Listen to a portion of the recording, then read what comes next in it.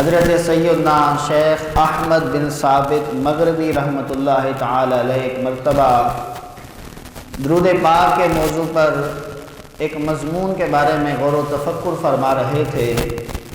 مسجد کے اندر بیٹھ کر ایک ستون کے ساتھ ٹیک بھی لگائی ہوئی ہے، قبلہ رخ بیٹھے ہیں۔ اسی دوران آپ کی آنکھ لگ جاتی ہے۔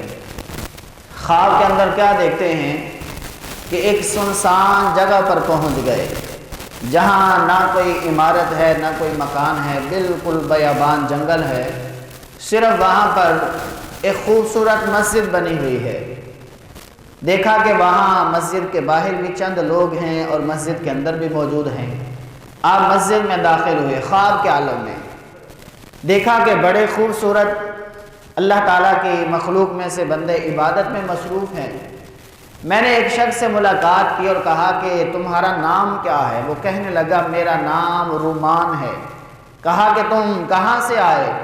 کہا کہ میں اللہ الرحمن کا فرشتہ ہوں۔ کہا کہ فرشتے اور یہاں انسانوں میں آ گئے، آدمیوں میں کیوں آئے؟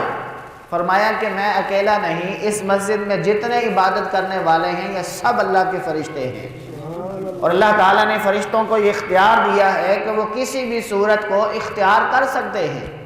اس لیے یہ سارے فرشتے یہاں انسانی شکلوں میں اللہ کی عبادت کر رہے ہیں۔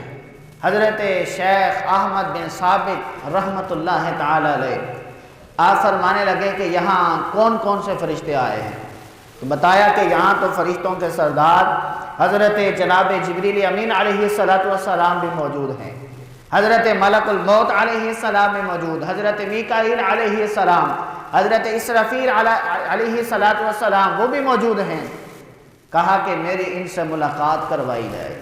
چنانچہ حضرت شیخ احمد بن ثابت مغربی رحمۃ اللہ تعالی علیہ کئی فرشتوں سے ملاقات کے بعد گزارش کرتے ہیں کہ مجھے حضرت ملک الموت علیہ السلام سے بھی ملاقات کروائی جائے، حضرت اسرائیل علیہ السلام سے۔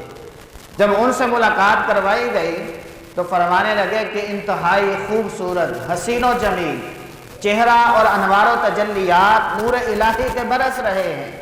ان کی بارگاہ میں عرض کرتے ہیں کہ اے ملک الموت علیہ السلام، جب آپ میری روح کو قبض کرنے کے لیے آئیں تو میں آپ کو اللہ اور اس کے رسول کا واسطہ پیش کرتا ہوں، میری روح کو آسانی کے ساتھ قبض فرمائیے گا۔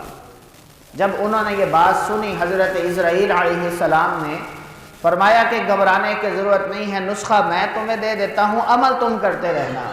عرض کیا جی حضور مجھے بتائیے۔ فرمایا کہ حضور نبی پاک صلی اللہ علیہ وسلم کی ذات پر کثرت سے درود پڑھتے رہنا، تمہاری روح کو آسانی کے ساتھ قبض کیا جائے گا۔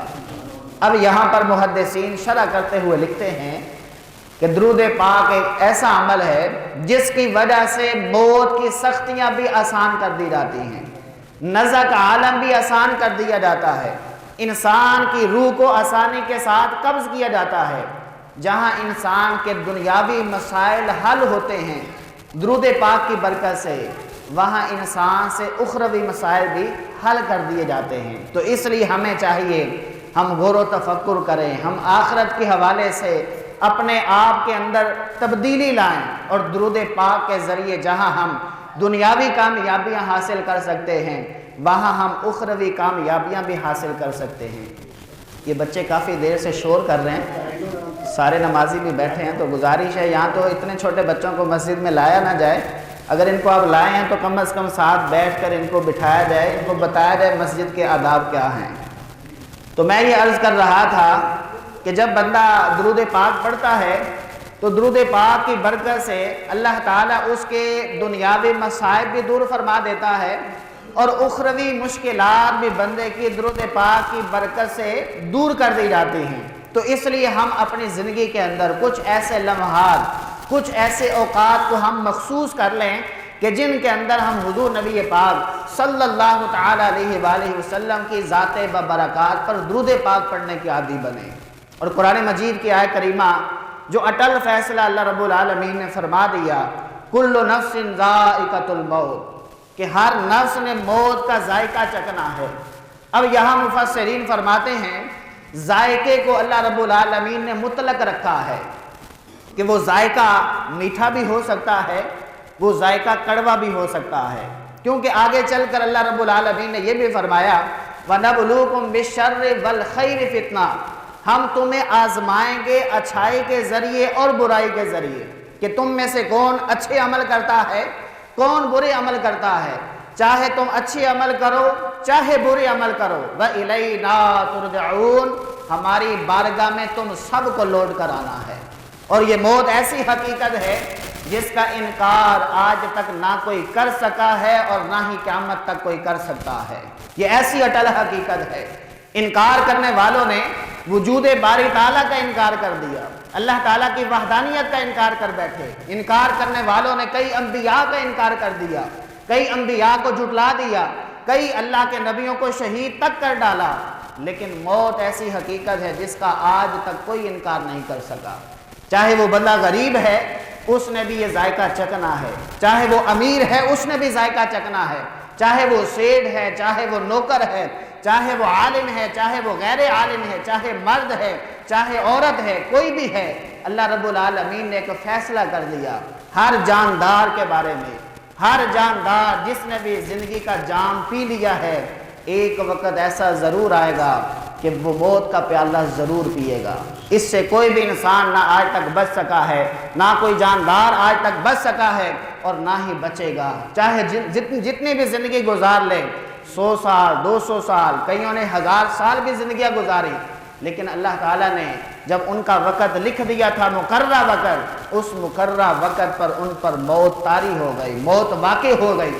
تو موت ایسی چیز ہے جو لذات کو ختم کرنے والی ہے، خواہشات کو ختم کر دینے والی ہے۔ تو فرمایا کہ تم اپنی موت کو یاد کیا کرو۔ جب بندہ موت کو یاد کرتا ہے تو پھر دنیاوی خواہشات، دنیاوی لذات ختم ہو جاتی ہیں، پھر بندہ فکر آخرت کے حوالے سے سوچ و بچار شروع کر دیتا ہے، نیک اعمال کی طرف بندہ راغب ہو جاتا ہے۔ اور اس بات کو بھی یاد رکھیے گا، علماء مفسرین نے اس بات کو بھی نقل کیا کہ اللہ تعالیٰ نے ہر ایک پر موت تو طاری کرنی ہے، لیکن ہر ایک کا وقت بھی مقرر ہے، ہر ایک کی جگہ بھی مقرر ہے۔ جس جگہ کے بارے میں لکھ دیا کہ یہ فلاں جگہ انتقال کرے گا، وہ اس جگہ سے ہٹ نہیں سکتا، آخری لمحات میں وہ اس جگہ پہنچ جاتا ہے۔ بس اوقات مرنے والے کے بارے میں ہم یوں بھی کہہ دیتے ہیں کہ اس کا علاج آپ نے چھوٹے شہر میں کروایا ہے، اگر آپ اس کو بڑے شہر میں لے جاتے، بڑے ہسپتال میں لے جاتے تو ہو سکتا ہے یہ بچ جاتا۔ ایسی بات نہیں ہے، جو اس کا موت کا وقت تھا، جو جگہ مقرر تھی، اس نے وہیں پہنچنا تھا، وہیں اس کا جا کر انتقال ہونا تھا۔ وہ اسباب اللہ تعالیٰ نے بنائے ہیں، بندہ اپنے مطابق وہ اسباب مہیا بھی کرتا ہے، ہیلے بھی کرنے کی کوشش کرتا ہے، لیکن جس انسان کا جس جگہ پر وقت لکھ دیا گیا اسی جگہ پر جناب عزرائیل علیہ السلام اس کی روح کو قبض کرنے کے لیے پہنچ جاتے ہیں۔ اور قرآن مجید کے اندر اس بات کو بیان کیا گیا، اینما تکونوا یدرککم الموت ولو کنتم فی بروج مشیدہ، تم جہاں کہیں بھی ہو، کائنات کے کسی بھی کونے میں ہو، فرمایا کہ یدرککم الموت، تمہیں موت آ کر پکڑ لے گی، ولو کنتم فی بروج مشیدہ، اگر کہ تم مضبوط قلعوں کے اندر ہی کیوں نہ بند ہو، تم اپنے آپ کو 7 کوٹھریوں کے اندر ہی کیوں نہ بند کر لو، تم اپنے بارے میں جتنے مرضی تحفظات قائم کر لو، لیکن جب موت کا وقت آ جاتا ہے، جو جگہ لکھ دی جاتی ہے، موت اپنی مطلوبہ شخصیت کے پاس پہنچ کر رہتی ہے۔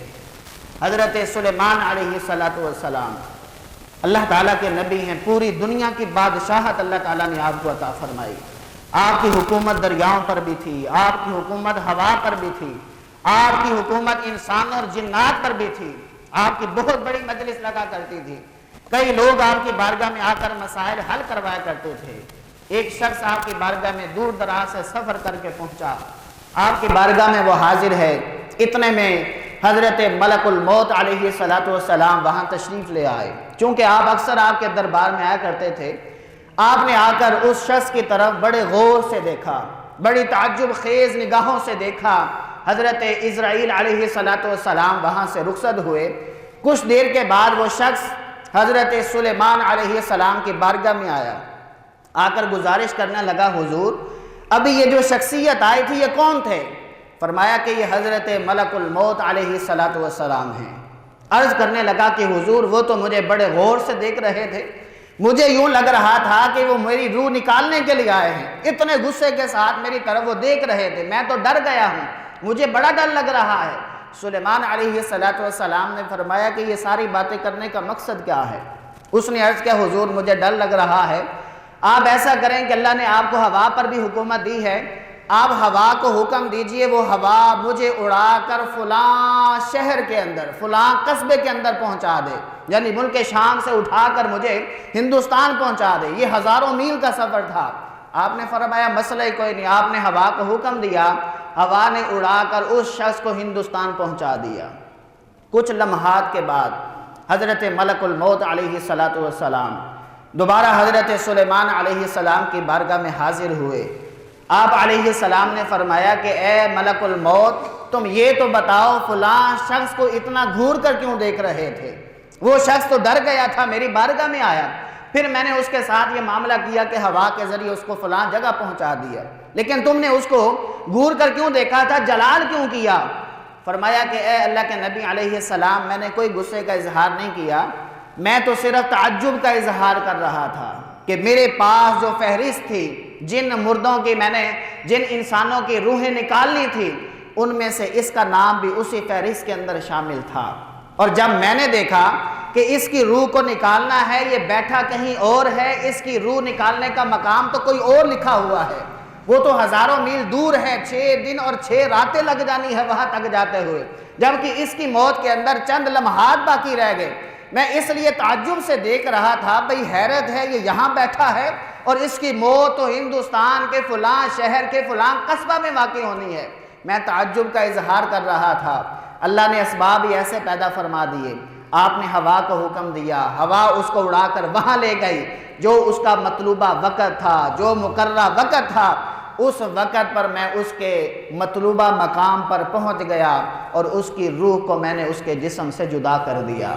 یہ حضرت ملک الموت علیہ السلام کی طاقت کا اندازہ لگائیے۔ آپ سے کسی نے پوچھا کہ اگر طاعون پھیل جائے، کوئی بیماری پھیل جائے، کوئی وبا پھیل جائے پوری دنیا کے اندر اور ہزاروں لوگوں کی جانیں تم نے نکالنی ہو، کوئی مشرق میں ہو کوئی مغرب میں ہو، تو کیسے پہنچو گے؟ فرمایا کہ اللہ تعالیٰ نے جیسے تمہاری 2 انگلیوں کے درمیان کا حصہ بنایا ہے، جتنا وقفہ تمہارے سامنے یہ نظر آ رہا ہوتا ہے، ایسے پوری کائنات کے انسانوں جنات ہر جاندار میرے سامنے ہوتا ہے۔ میں جس کی چاہوں جو وقت مقرر ہوتا ہے اسی وقت اس کی روح کو نکال لیتا ہوں۔ یہ اللہ تعالیٰ نے مجھے طاقت عطا فرمائی ہے۔ تو حضرت ملک الموت علیہ السلام آپ پہنچ جاتے ہیں وقت مقررہ پر۔ اللہ تعالیٰ کا فرشتہ معصوم ہوتا ہے، گناہوں سے یہ محفوظ ہوتے ہیں، گناہ کر ہی نہیں سکتے۔ تو جس بندے کے بارے میں لکھ دیا جاتا ہے کہ فلاں وقت میں فلاں جگہ پر اس شخص کی موت واقع ہونی ہے، حضرت اسرائیل علیہ السلام اسی جگہ پر پہنچ جاتے ہیں۔ اللہ تعالیٰ نے آپ کو یہ شان عطا فرمائی۔ اسی طرح علماء مفسرین نے اور محدثین نے ایک اور واقعہ بھی نقل کیا کہ حضرت عیسیٰ علیہ السلام کا گزر ایک قبرستان سے ہوا۔ آپ کے امتیوں میں سے بعض نے عرض کیا کہ حضور آپ مردوں کو زندہ کرتے ہیں، کیوں نہ آج آپ کوئی پرانی قبر میں سے کسی مردے کو نکالیں، اس کو زندہ کریں اور ہم اس سے پوچھ سکیں بھی تمہارے اوپر جو موت کا وقت طاری ہوا تھا، جو نزع کا عالم تھا، جو موت کی سختی تھی، وہ کیسی تھی؟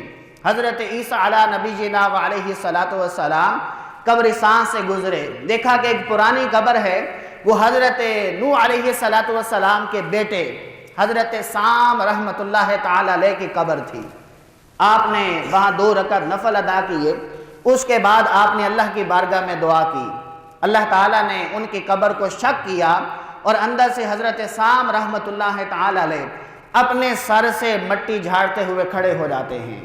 حضرت عیسیٰ علیہ السلام نے دیکھا کہ ان کی داڑھی کے بال بھی سفید ہیں، سر کے بال بھی سفید ہیں۔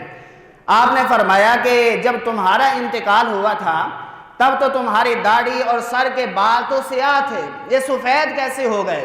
فرمایا کہ یہ بالکل سیاہ ہی تھے جس وقت آپ نے آواز دی تھی، میں سمجھا کہ شاید قیامت قائم ہو چکی ہے، اسی آواز کے خوف کی وجہ سے میرے یہ سارے سیاہ بال سفید ہو چکے ہیں۔ اتنا خوف ہے قیامت کا، آخرت کی منازل کا، کہ آپ کے بال سفید ہو گئے۔ حضرت عیسیٰ علیہ نبینا علیہ السلام نے فرمایا کہ سناؤ، جب سے موت واقع ہوئی ہے کیا اس کی کوئی کڑواہٹ بھی محسوس ہوتی ہے؟ فرمایا ہاں، 4000 سال پہلے مجھ پر نزع کا عالم طاری ہوا تھا، 4000 سال قبل میرا انتقال ہوا تھا، لیکن ابھی تک میں موت کی کڑواہٹ کو محسوس کر رہا ہوں۔ یہ اللہ تعالیٰ کے نبی کے بیٹے بیان کر رہے ہیں، حضرت سام رحمت اللہ تعالیٰ علیہ، جو بیان کر رہے ہیں کہ موت کی کڑواہٹ اتنی زیادہ ہوتی ہے، لیکن آج ہم غفلت کی زندگی گزار رہے ہیں، آج ہمیں اپنی موت بھول چکی ہے، آج ہم یہ بھول بیٹھے ہیں کہ ہم نے بھی دنیا سے رخصت ہونا ہے، ایک وقت وہ بھی آ جانا ہے کہ حضرت اسرائیل علیہ السلام ہماری روح بھی نکالنے کے لیے آ جائیں گے، لیکن وہ وقت کسی کو پتہ نہیں ہے۔ مقرر تو ہر انسان کا ہے، لیکن ہر انسان کو معلوم نہیں ہے کس جگہ پر میرا انتقال ہوگا، کس حالت میں ہوگا، کس صحبت میں بیٹھا ہوا ہوں گا، کس لمحے میری موت واقع ہوگی۔ اس لیے بزرگان دین فرمایا کرتے ہیں اچھی صحبت کو اختیار کیا کرو، نیکوں کی صحبت میں رہا کرو، آخرت کو یاد کرتے رہا کرو، نیکیوں والے اعمال کرتے رہا کرو، کیونکہ کبھی بھی وقت اجل آ سکتا ہے۔ جب وقت اجل آ جاتا ہے، قرآن مجید کہتا ہے لا یستأخرون عنہ ساعۃ ولا یستقدمون، جب موت آ جاتی ہے تو پھر نہ ایک سیکنڈ آگے ہوتا ہے نہ ایک سیکنڈ پیچھے ہوتا ہے، اور جس مقام پر موت لکھ دی جائے اسی مقام پر بندے کو موت آتی ہے۔ قرآن مجید اس کے بارے میں یوں کہتا ہے قل ان الموت الذی تفرون منہ فانہ ملاقیکم، اے محبوب علیہ السلام آپ ان سے فرما دیجئے کہ بے شک موت ایسی چیز ہے جس سے تم جتنا مرضی دور بھاگ لو، فَإِنَّهُ مُلَاقِيكُمْ، پس بے شک یہ تمہیں مل کر رہے گی، تمہیں پہنچ کر رہے گی۔ بڑے بڑے بادشاہوں کو آ کر اس نے ان کی بادشاہت کو ختم کر دیا۔ موت ایسی شے ہے جس نے بڑے بڑے بہادروں کو ملیا میٹ کر دیا، ان کے نام و نشان تک کیا، ان کی قبروں کے نشانات بھی اس موت نے مٹا دیے۔ تو موت ایسی شے ہے جو اٹل حقیقت ہے، ہر انسان پر واقع ہونی ہے، لیکن ہر انسان کو اس کے حوالے سے تیاری کرنی چاہیے۔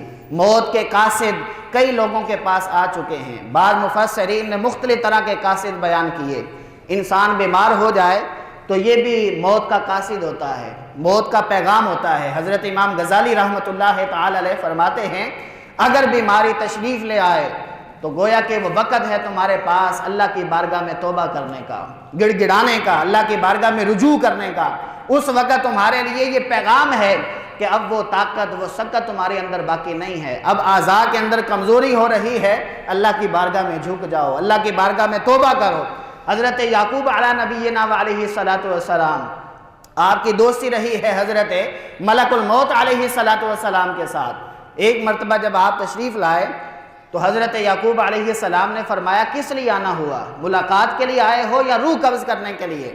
عرض کیا حضور ملاقات کے لیے حاضر ہوا۔ فرمایا کہ جب کبھی روح قبض کرنے کے لیے آؤ تو پہلے پیغام ضرور بھیج دینا۔ حضرت ملک الموت علیہ السلام نے عرض کیا حضور ٹھیک ہے، میں آپ کی بارگاہ میں پیغام پہنچا دوں گا۔ چنانچہ وقت گزرتا گیا، جب وقت آیا نا موت کا، حضرت یعقوب علیہ نبینا علیہ السلام پر حضرت ملک الموت علیہ السلام حاضر ہوئے۔ یعقوب علیہ نبینا علیہ السلام نے فرمایا کہ تم نے کوئی قاصد تو بھیجا نہیں، کوئی پیغام نہیں آیا تمہاری طرف سے، اور تم روح قبض کرنے کے لیے آ گئے ہو۔ عرض کیا کہ حضور میں تو آپ کی بارگاہ میں ایک پیغام نہیں 3 پیغام پہنچا چکا ہوں۔ فرمایا وہ کیا کیا پیغامات ہیں؟ فرمایا کہ بالوں کے اندر سفیدی کا آ جانا یہ موت کا پہلا پیغام ہوتا ہے۔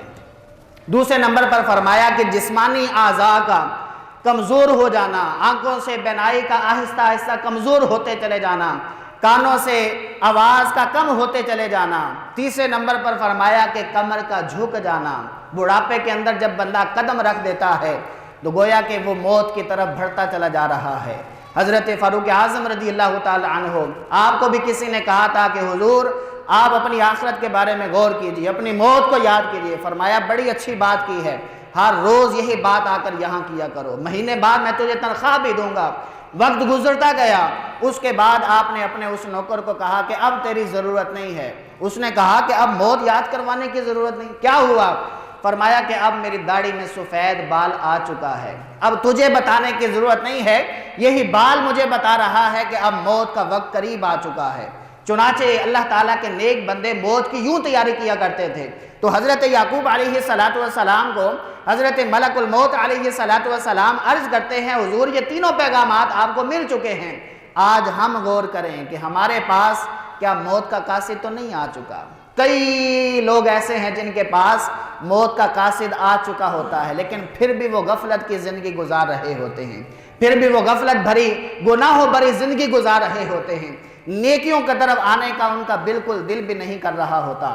جبکہ نبی پاک صلی اللہ علیہ وسلم نے کیا ارشاد فرمایا کہ موت تمہاری لذات کو ختم کرنے والی ہے، موت کی یاد تمہاری خواہشات کو کم کرنے والی ہے۔ اگر بندہ ہر روز 20 مرتبہ موت کو یاد کرتا ہے، حضرت سیدہ عائشہ صدیقہ رضی اللہ تعالی عنہ فرماتی ہیں حضور نبی پاک صلی اللہ علیہ وسلم نے فرمایا جو 20 مرتبہ ہر روز اپنی موت کو یاد کرے، اللہ تعالیٰ اس کی موت شہداء کے ساتھ لکھ دیتا ہے، اس کا مرنا، اس کا حشر شہیدوں کے ساتھ ہوگا۔ لیکن آج ہم موت سے غافل ہو گئے، ہم اپنی موت کو یاد نہیں کرتے، ہم لمبی پلاننگ کر کے بیٹھے ہیں 2023 کے آخر میں ہم یہ کریں گے، 24 میں ہماری پلاننگ یہ ہے، 25 میں یہ ہے، 2030 میں جا کر ہم یہ کریں گے، یہ سالوں کی پلاننگ چل رہی ہے، لیکن بندہ مالک ایک سیکنڈ کا بھی نہیں ہے۔ جب رزق کا اکاؤنٹ بند کر دیا جاتا ہے نا بندے کا، جب اس کے رزق کے معاملات ختم ہو جاتے ہیں، ہر انسان کا لکھا ہوا ہے اس نے کتنے لقمے کھانے ہیں، کتنے پانی کے قطرات پینے ہیں، جب یہ رزق کا اکاؤنٹ بند ہو جاتا ہے پھر آگے ایک سانس بھی انسان خرید نہیں سکتا۔ وہ اپنی زندگی کی ساری محنت ہی کیوں نہ لگا دے، کروڑوں اربوں خربوں بھی لگا دے، تو بندہ ایک سیکنڈ کے اندر بھی، ایک سیکنڈ کے لیے بھی سانس کو نہیں خرید سکتا، کیونکہ بندہ اس سانس کا مالک نہیں ہے۔ لیکن انسان کی پلاننگ بہت لمبی ہے۔ حضور نبی پاک صلی اللہ علیہ وسلم نے ایک مرتبہ اپنے صحابہ اکرام علیہ مردوان سے پوچھا کہ تمہیں موت کا کتنا انتظار ہے، تمہیں موت کی کیسی تیاری ہے؟ عرض کہ یا رسول اللہ صلی اللہ علیہ وسلم فجر کی نماز ہم نے پڑھی ہے، ظہر کا پتہ نہیں ہے۔ فرمایا میری بارگاہ میں بیٹھ کر میری صحبت حاصل کر کے اتنی لمبی امید لگائے بیٹھے ہو کہ فجر پڑھ لی اور ظہر کا پتہ نہیں۔ پھر عرض کہ یا رسول اللہ صلی اللہ علیہ وسلم ظہر پڑھ لی ہے، عصر کا پتہ نہیں، اتنا ہمیں موت کا خوف ہے۔ فرمایا یہ بھی لمبی امید ہے۔ پھر عرض کہ یا رسول اللہ صلی اللہ علیہ وسلم عصر پڑھ لی ہے، مغرب کا پتہ نہیں۔ پھر عرض کہ یا رسول اللہ صلی اللہ علیہ وسلم مغرب پڑھ لی ہے، عشاء کا پتہ نہیں۔ حضور نبی پاک صلی اللہ علیہ وسلم نے فرمایا کہ اے صحابہ کرام یہ لمبی امید ہے، میں تو موت کو اتنا قریب سمجھتا ہوں کہ نماز کے آخر میں جب سلام پھیرا جاتا ہے، ایک طرف سلام پھیر لیا، دوسری طرف سلام پھیرنے کا بھی پتہ نہیں ہے۔ اتنی قریب ہے انسان کے موت، قریب اتنا زیادہ قریب ہے، لیکن انسان غافل ہوتا چلا جا رہا ہے۔ ہر روز جناب اسرائیل علیہ السلام، حضرت ملک الموت علیہ السلام ہر روز 5 مرتبہ ہر گھر میں حاضری دیتے ہیں۔ اللہ نے طاقت عطا فرمائی ہے، آ کر دیکھتے ہیں کہ اس گھر میں کوئی ایسا تو نہیں جس کی آج روح قبض کرنی ہے۔ کئی محدثین نے اس بات کو بھی نقل کیا کہ ہر روز ہر انسان کے کندھوں پہ جا کر حضرت ملک الموت علیہ السلام دیکھتے ہیں کہ کہیں اس کی روح کو تو قبض نہیں کرنا۔ ہر روز قبر بھی بندے کو پکار رہی ہوتی ہے، جس جگہ پر جا کر بندے نے دفن ہونا ہے وہ قبر بھی پکار رہی ہے کہ اے بندہ خدا تو نے میرے اندر آنا ہے، میرے حوالے سے تم نے کیا تیاری کی ہے، مجھے تم نے جنت کا باغ بنانا ہے یا جہنم کا گڑھا بنا دیا۔ اور یہ حدیث پاک بالکل واضح ہے، حضور نبی پاک صلی اللہ علیہ وسلم نے فرما دیا کہ قبر یا تو جنت کے باغوں میں سے ایک باغ ہے یا جہنم کے گھڑوں میں سے ایک گڑھا ہوگا۔ یہ کافر کے بارے میں نہیں ہے، کافر کے بارے تو اٹل فیصلہ ہے، وہ پکا جہنمی ہے، اس کی قبر تو جہنم کا گڑھا بن جاتی ہے۔ لیکن مسلمان جو دنیا میں کلمہ پڑھنے والا ہے، مومن ہے، اس کے بارے میں فرمایا یا تو قبر جنت کے باغوں میں سے ایک باغ بنا لے گا یا پھر یہی بندہ جہنم کے گڑھوں میں سے ایک گڑھا بنا لے گا۔ اب بندے کو اختیار ہے وہ نیک اعمال کر کے اپنی قبر کو جنت کے باغوں میں سے ایک باغ بنا لے یا برے اعمال کر کے جہنم کے گڑھوں میں سے ایک گڑھا بنا لے۔ آج ہم غفلت کی چادر تان کر کیوں سو رہے ہیں؟ آج نماز پڑھنے کا دل نہیں کر رہا تو بھائی ہمیں موت یاد نہیں ہے۔ جس بندے کو موت یاد ہوتی ہے اس کو پتا ہے کہ میرا سانس، میری روح میرے جسم سے جدا ہو جانی ہے، اس وقت میں بالکل بے بس ہو جاؤں گا اور میرا سانس ہنسلی میں اٹک بھی سکتا ہے۔ اور اس کے بارے میں قرآن مجید منظر بھی بیان کرتا ہے فلولا اذا بلغت الحلقوم وانتم حينئذ تنظرون، جس وقت ہنسلی کے اندر سانس اٹک جاتا ہے، رب فرماتا ہے اس وقت تم دیکھ رہے ہوتے ہو، تمہیں سمجھ آ جاتی ہے کہ اب موت آ گئی، انسان کی آنکھیں پھٹی کی پھٹی رہ جاتی ہیں، لیکن آج انسان اس منظر سے ناواقف ہے، اس منظر سے غافل ہوتا چلا جا رہا ہے۔ آج موت سے غافل ہونے کی وجہ سے لوگ اپنے والدین کی نافرمانی کر رہے ہیں، رزق حلال کی بجائے حرام کی طرف جا رہے ہیں، ریاکاری، رشوت، لین دین، سود کے معاملات، یہ سارے چکروں کے اندر انسان کیوں گھستا چلا جا رہا ہے، گمراہی کی دلدل میں کیوں پھنسا چلا جا رہا ہے؟ کیونکہ بندہ موت سے غافل ہو چکا ہے۔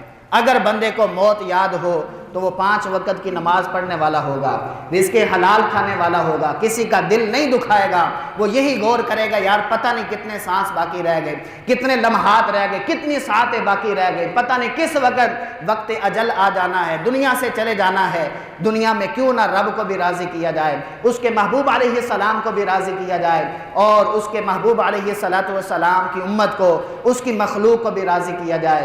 اپنے آپ کو بدلیں، موت کو یاد کریں، دلا غافل نہ ہو، یک دم یہ دنیا چھوڑ جانا ہے، باغیچے چھوڑ کر خالی زمین اندر سمانا ہے، جگہ جی لگانے کی دنیا نہیں ہے، یہ عبرت کی جا ہے، تماشا نہیں ہے۔ وآخر دعوانا الحمدللہ رب العالمین۔